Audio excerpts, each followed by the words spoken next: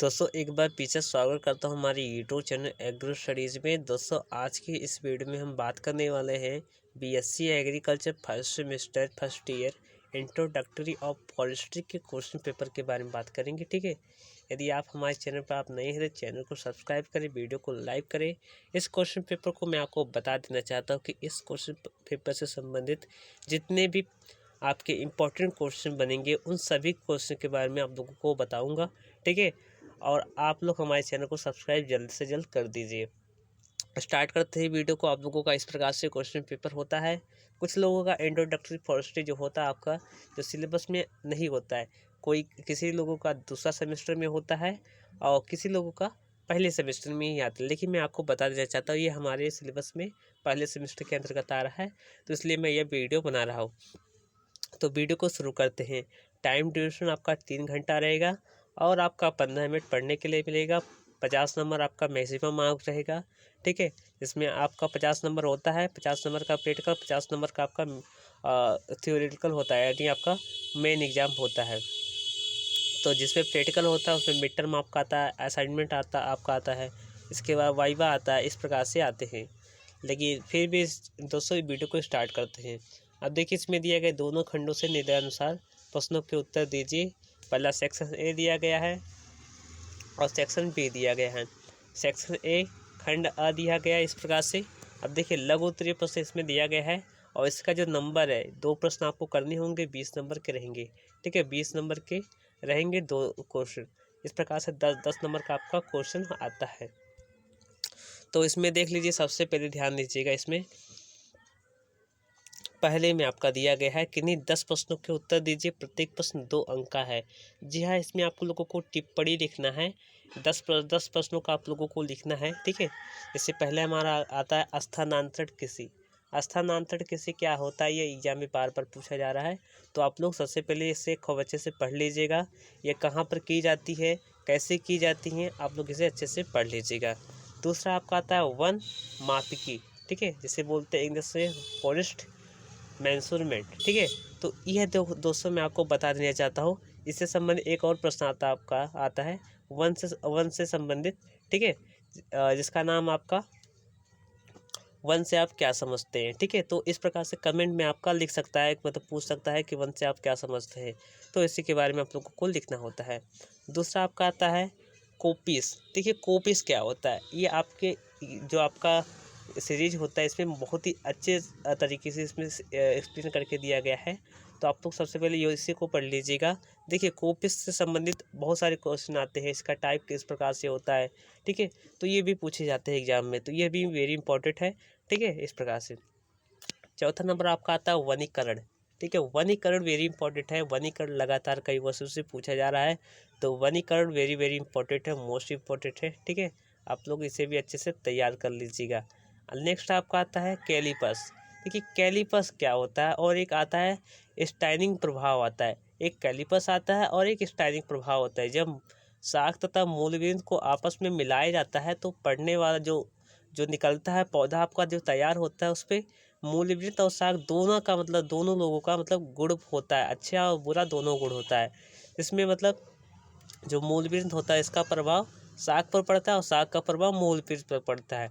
तो इसी विपरीत प्रभाव को ही क्या बोलते हैं, स्टाइनिंग प्रभाव बोलते हैं। ठीक है, इसी प्रकार से कैलिपर्स भी होता है। आप लोग अच्छे से पढ़ लीजिएगा, बुक में एक्सप्लेन करके दिया गया है। नेक्स्ट आपका आता है वर्गाकार रोपण। देखिए प्लांटेशन, जो आपका प्लांटेशन है, ठीक है, इसमें आपका आता है वर्गाकार विधि द्वारा पौधों की रोपाई किस प्रकार से की जाती है। तो देखिए वर्गाकार रोपाई में आप लोगों को जो पौध से पौध की दूरी और पंक्ति से पंक्ति की दूरी जो दोनों होती है वो दोनों समान होती है। कितना समान होती है, यदि आम का है तो आम में स्पेसिस 10x10 होता है, तो 10x10 में आप लोगों को स्थानांतरित करना होता है, पौधों का रोपण करना होता है। तो ये आमतौर पर वर्गाकार विधि के अंतर्गत ही किया जाता है। तो वर्गाकार विधि के अंतर्गत कैसा होता है कि इसमें पौध से पौध और पंक्ति से पंक्ति की दूरी असमान होती है। ठीक है, इस प्रकार से। नेक्स्ट आपका आता है नर्सरी। देखिए नर्सरी किसे बोलते हैं, वेरी इंपॉर्टेंट है, नर्सरी तैयार करना। रोपड़ी किसे बोलते हैं, देखिए नर्सरी उसे बोलते हैं जिसमें हम पौधों के बीज को बुआई कर देते हैं और उसे रोपण करने के योग्य जब बना देते हैं, ठीक है, जब उसे बना देते हैं तो उसे नर्सरी कहते हैं। और 8वां आपका दिया है, भारत में पाई जाने वाली किन्हीं 4 कृषि वानिकी पद्धतियों का नाम बताइए। ठीक है, वेरी इंपॉर्टेंट है, पद्धतियों के बारे में आप लोग अच्छे से पढ़ लीजिएगा, वेरी इंपॉर्टेंट है। कई वर्षों से पूछा जाता है, घुमा फिरा कर क्वेश्चन पूछ लिया जाता है, लेकिन आप लोगों को अच्छे से पढ़ लीजिएगा। देखिए, पद्धतियों के अंतर्गत बहुत सारी पद्धतियाँ आती है, ठीक है, तो आप लोगों को मालूम होना चाहिए। नेक्स्ट आपका आता है शुष्क वन एवं मिश्रित वन में अंतर बताइए या फिर इससे क्या समझते हैं। ठीक है, शुद्ध वन आप लोगों को मतलब नाम से ही पता चल गया होगा कि शुद्ध वन किसे बोलते हैं, जिसमें एक ही स्पीसीज, जैसे आम की एक वैरायटी ले रहे हैं, जैसे मल्लिका ले रहे हैं, तो उसमें क्या करेंगे, केवल मल्लिका ही बैठाएंगे, ना कि हम जैसे आम्रपाली बैठा देंगे या फिर नीलम बैठा देंगे। ऐसा नहीं करना आप लोगों को, केवल एक ही वैरायटी जो भी मतलब आप पौधे की मतलब किस्म ले रहे हो, ठीक है, वो एक ही समान होनी चाहिए, तो इसे शुद्ध वन बोलते हैं। जबकि मिश्रित वन में जैसे क्या होता है कि एक आप मतलब आम उगा रहे हो, ठीक है, आम का पेड़ लगा रहे हो, तो उसमें कुछ आम्रपाली लगा देंगे, कुछ नीलम, ठीक है, कुछ दशहरी, ठीक है, इस प्रकार से बहुत सारे लगा देते हैं। तो इसके बाद नेक्स्ट आपका आता है 10वें नंबर पर शीशम के वृक्ष के कोई 2 उपयोग बताइए। तो वेरी इंपॉर्टेंट है, क्या क्या उपयोग है। जैसे शीशम के उपयोग में पहला आपका आता है जैसे पटरा बनाने में, ठीक है, कच्चे सामग्रियों की उपलब्धि कराता है, ठीक है, और साथ ही साथ ये क्या करता है कि समुचित भूमि का उपयोग करता है, ठीक है, खाली हुई भूमि का भी उपयोग कर लेता है, ठीक है, इस प्रकार से। नेक्स्ट आपका आता है निर्वनीकरण, ये वेरी इंपॉर्टेंट है, निर्वनीकरण बहुत ही बार एग्जाम में पूछा जाता है। 12वें नंबर पर आपका आता है विदेशी यानी एक्सोटिक्स, ठीक है, ये वेरी इंपॉर्टेंट है, ठीक है, इस प्रकार से। नेक्स्ट आपका आता है बहुउद्देशीय वृक्ष प्रजातियाँ। बहुउद्देशीय जैसे बहुत सारे उद्देश्य के लिए मतलब उगाया जाता है, उसे बहुउद्देशीय वृक्ष कहते हैं, ठीक है, तो इस प्रकार से। अब बहुउद्देशीय वृक्ष के अंतर्गत कौन कौन सी आ जाती है प्रजातियाँ, जैसे हमारा आ गया क्या बोलते हैं, कोई भी एक मतलब वृक्ष चुन लो जिसे मतलब कई मतलब उद्देश्य के लिए उगाते हैं, ठीक है, इस प्रकार से। जैसे हम आम ही उगाते हैं, तो आम में क्या करते हैं कि जैसे हम आम्रपाली ले लिए, तो आम्रपाली क्या करते हैं कि अधिक प्रोडक्शन के लिए भी उगाते हैं, और ये छोटा होता है, ठीक है, ये छोटा भी होता है। और आम्रपाली की जो मतलब टहनियाँ होती है, जब बड़ा हो जाता है आम्रपाली, तो उसकी टहनियाँ क्या करते हैं कि मतलब उसे कच्चे सामग्रियों के रूप में उपयोग करते हैं, जैसे पटरा बल्ली के रूप में उपयोग कर लेते हैं, तो इसे बहुउद्देशीय वृक्ष की प्रजातियाँ कहते हैं। अब 14वें नंबर पर आपका आता है वानिकी की एक प्रमुख पुस्तक का नाम उसके लेखक के नाम के सहित लिखिए। जैसे हमारा आता है पहला ए फ्लावर ऑफ हॉर्टिकल्चर, जिसके लेखक है चड्ढा जी है, डॉक्टर चड्ढा जी हैं। हॉर्टिकल्चर के फादर किसे बोलते हैं, चड्ढा को ही बोलते हैं, ठीक है, डॉक्टर चड्ढा को बोलते हैं। और भारत में MS मैरीगोडा को बोलते हैं, ये तो आप लोग जानते ही होंगे, ये बहुत ही बार आप लोग पढ़े होंगे, ठीक है। नेक्स्ट आपका आता है वैज्ञानिक नाम सहित किन्हीं 2-4 वृक्षों के नाम लिखिए। दो चारे के नाम लिखिए, चारे वाले वृक्ष के नाम लिखिए, तो ये वेरी इंपॉर्टेंट है, ठीक है। तो आप लोग अच्छे से मतलब अपने बुक में अच्छे से ढेर कर, दो नहीं आप लोग 5 टू याद कर लीजिएगा, क्योंकि क्या पता इधर उधर से क्वेश्चन पूछा जा सकता है। अब सेक्शन बी के अंतर्गत क्या आता है, दीर्घ उत्तरी प्रश्न, क्या आता है आपका दीर्घ उत्तरी प्रश्न। तो दीर्घ उत्तरी प्रश्न में इसमें भी आपको 2 अटेंड करने हैं, ठीक है, प्रत्येक प्रश्न 15-15 नंबर के है, 2 क्वेश्चन है, 30 नंबर का टोटल है। तो इसमें देखिए सबसे पहले आपका आता है, इसमें देखिए निम्नलिखित में से किन्हीं 3 पर टिप्पणियाँ लिखिए। जैसे पहला कृषि वन पद्धति, कृषि वन पद्धति क्या है। दूसरा आपका आता है वन चारागाह पद्धति क्या है। देखिए यह दोनों वेरी वेरी इंपॉर्टेंट है। पद्धतियों के बारे में आप लोगों को पहले ही बता चुका हूँ कि पद्धतियाँ वेरी इंपॉर्टेंट है। फॉरेस्ट्री में तो आप लोगों को वेरी इंपॉर्टेंट है, ठीक है। तीसरा आपका था वन चारागाह पद्धति, ये वेरी इंपॉर्टेंट है। चौथा आपका था स्थानांतरित कृषि, स्थानांतरित कृषि क्या होता है, ठीक है, इसके बारे में भी आप लोग अच्छे से पढ़ लीजिएगा। नेक्स्ट आपका आता है निम्नलिखित को समझाइए। कलम एवं कलम के प्रकार। देखिए आप प्लांट प्रोपगेशन जब पढ़ते हैं तो उसमें कलम आता है, कटिंग आता है। तो कलम जो होता है वह 3 प्रकार से होता है। पहला जड़ कलम, दूसरा तना कलम, जड़ कलम, दूसरा तना कलम, तीसरा पत्ती कलम। तो देखिए जिस पौधे का जड़ कलम के रूप में प्रयोग किया जाता है उसे जड़ कलम कहते हैं, और जिस पौधे का तना कलम के रूप में प्रयोग किया जाता है वह तना कलम कहलाता है, और जिस पौधे का पत्ती कलम के रूप में प्रयोग किया जाता है उसे पत्ती कलम कहते हैं।